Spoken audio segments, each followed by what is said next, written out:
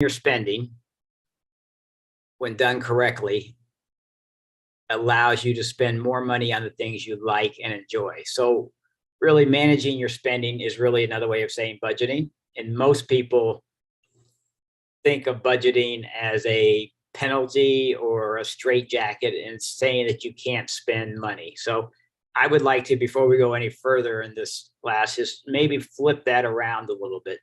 And let's try to talk about a budget from a positive standpoint. And that clearly is, if you know where your money is going and where you're spending it, you now have opportunities to adjust that spending. And what I like to do, what I like to consider, is try to figure out how to spend less on the things that I don't really enjoy as much, and maybe I don't need, and funnel more money into the things I like and enjoy. So that's why I like to do a budget. It allows me to figure out where all my money is going and try to reallocate it, or at least some of it, from areas that I don't really care about that much, to areas that I really like. So I'd like for us to maybe think of that as a way to look at the budget, which is a lot more positive than the way a lot of people look at the budget.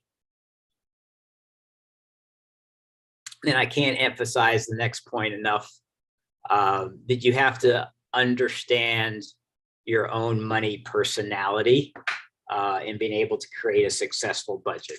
So when I talk about money personality, this is something that probably happened way back when we were kids, and it probably came partly or mostly from our parents. So when I say your money personality, some of us by default are savers. We like to save money. Maybe we're investors. We like to save and invest money. Others of us are what I would call naturally are spenders. We enjoy going out and buying a lot of things. Sometimes we need them, sometimes we don't.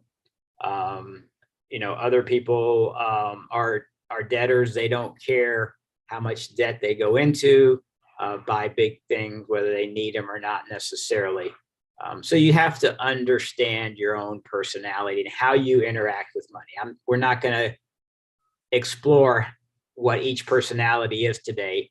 I just want to make sure that you understand, you are realistic with yourself, and that you understand how your relationship is with money. So that's going to help us to, as we get to the end of the class, maybe figure out which of the different budgets you might want to help you use. When I say there's different types of budgets, at the end of the day, they all do the same thing. They just approach it from different angles. So that's why we talk about different budgets and different money personalities. Different budgets will help you depending on your personality that you have, your interactions with money. So again, just something to be realistic and honest with. If there's something that maybe there's a particular item, a type of item you spend on a lot more than maybe you should or you want to, you have to realize that. Like, if I have a weakness, it definitely is electronic stuff.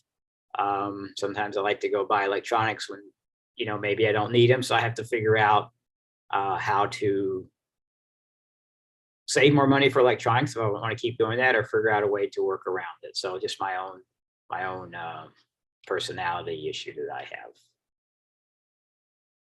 So any questions so far?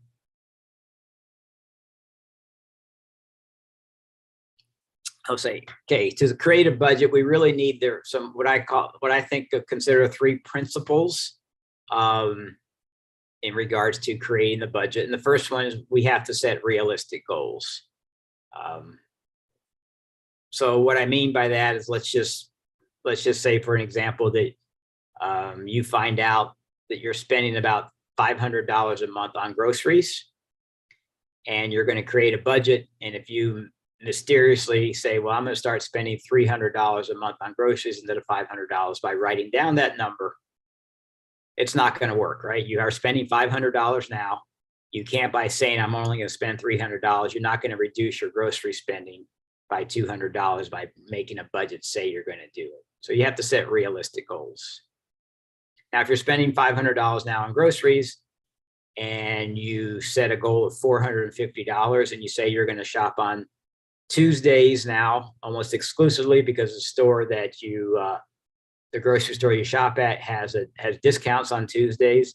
You're going to start using some electronic coupons, and you have a plan, and it's realistic that you can spend $10 less per week on groceries, then it's realistic to say that that $450 new budget is something that you can work with, realistic, because you have a plan to go with it.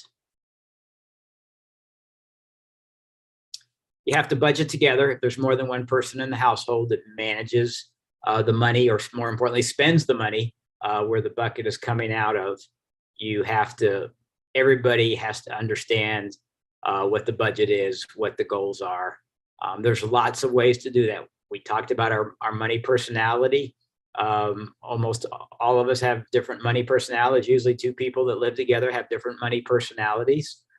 So there are different ways within the budget to help work with those personalities. And I'm happy to give you some examples of how that might work with two different personalities. If anybody wants us to explore that either now or towards the end of the class, just let me know, and we can talk about some ideas on how we can budget together, even with different thought processes and how we approach money.